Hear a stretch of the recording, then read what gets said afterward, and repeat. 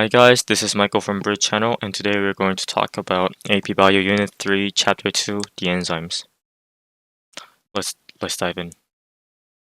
So what are enzymes? Enzymes are the protein that act as a biological catalyst inside cells or other organisms. What the enzymes do is that they reduce the activation energy that is needed for their metabolism to take place. Activation energy means the energy that is required due to transition state during a chemical reaction. And if there is not enough activation energy, the chemical reaction cannot take place.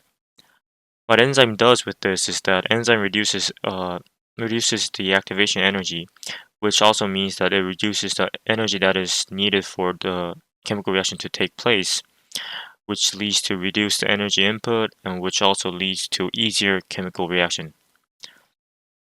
So basically, enzymes are the proteins that act as a biological catalyst, but they also help the chemical reaction to take place more often and more easily. Let's talk about the enzyme's role in the anabolic and catabolic reactions. So what we say as anabolic reaction is when the reaction produces molecules, and when we say what is catabolic reaction is the catabolic reaction refers to a reaction that breaks down the molecules. So in anabolic reaction, enzymes and substrate react together, which creates a complex. In catabolic reaction, the order is opposite. The complex turns into enzyme and the substrate. Let's look at the structure of enzyme. In enzyme, there is something called active site. This is the place where the chemical reaction takes place. And there are also some enzymes that are unfolded, which looks like this. And they have active sites in their parts of their structure.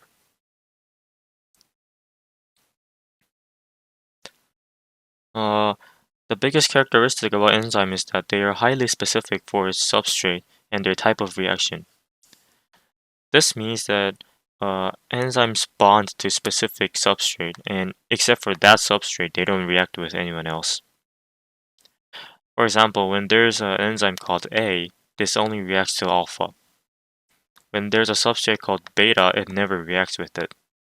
And this is the unique part of the enzyme. These are the two basic structure of enzyme, and not two basic structure, it's the two way of enzymes reacting with a substrate. This is not really important in AP Bio, but this is additional information that's going to be good to take with you guys. So let's talk about the relation between temperature and enzyme. If you look at the y-axis, there's rate of reaction, and in the x-axis, there's the temperature. And if you look at the graph goes up, and it slowly goes down after the optimal temperature. So we can conclude that as temperature goes up, enzyme's activity goes up. But if the temperature is too high, the enzyme's activity decelerates, which means that the enzymes denature and unfold since they are made of proteins, and proteins denature and unfold in too high temperature. Of course, for different enzymes, they have different temperature range, but most enzymes are the most active in the range of human body temperature, which is about 36 Celsius.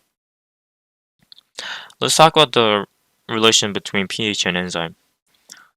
AP Bio does not really talk about specific pH range, but enzymes function optimally in narrow range of pH, and it's also usually the pH range of human body. There are some types of enzymes, and the first type will be activators, and the second type will be inhibitors. Activators, as their names state, they promote the activity, they promote the chemical reaction, and inhibitors, they bother the activity, they decelerate the activity.